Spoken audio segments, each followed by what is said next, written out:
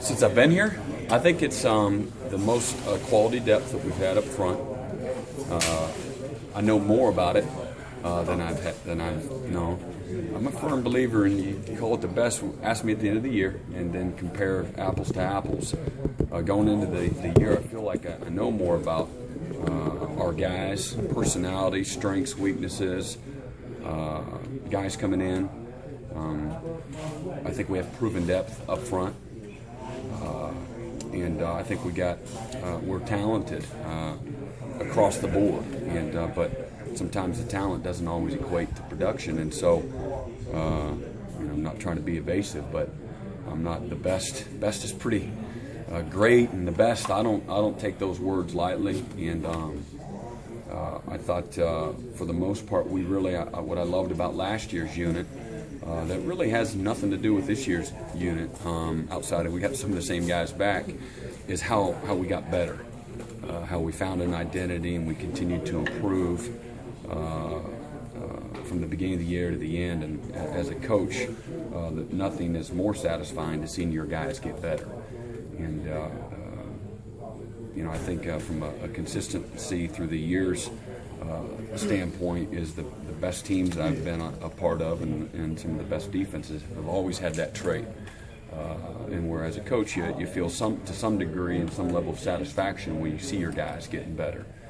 And but I've had it's not happened much, but there's been a year or two here or there in 20 years where you have a talented, experienced group coming back, and you underperform. And it was real simple to identify guys just not playing as hard, not investing as much, taking things for granted, a lot of the little things, not great leadership. Not handling adversity well, guys that are coming back, and now that they think they've arrived and they're doing everybody else a favor by coming back. That I've had that. So, and that's it can be a cancer to your team. So, we haven't started our fall camp yet, and so we'll see where that is. Feeling like certain guys. I'm speaking from a position standpoint, and I know those guys more intimately than anybody. I know Stefan's not taking anything for granted. I know how he's worked. I've been at workouts and both the summer and through spring and through conversation. I know the humility that he has, the respect he has for the game, and I think that he has that sense of desperation that you want as a coach from your leaders, that value their role, that respect their role, and that respect the game and what it takes to play at a high level. Not just because you're coming back for your senior year are you going to play better, rather, but you got to earn that right to play well, and then you got to fight for it every day. So I know without reservation that Stefan really values that, understands that, and respects that.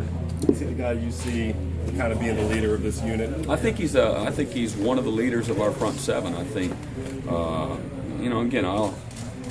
leadership is you get it a lot of different ways, but from the complete package in regards to communication, being vocal, and then doing all the other little things, being that guy that's the first to arrive and the last to leave, the guy that's willing to sacrifice and do all the little things that it takes, whether that's pick up a phone and run some of his buddies down that don't have the same level of maturity, or get certain things corrected, coach guys on the field, demand greatness from himself in regards to his work ethic,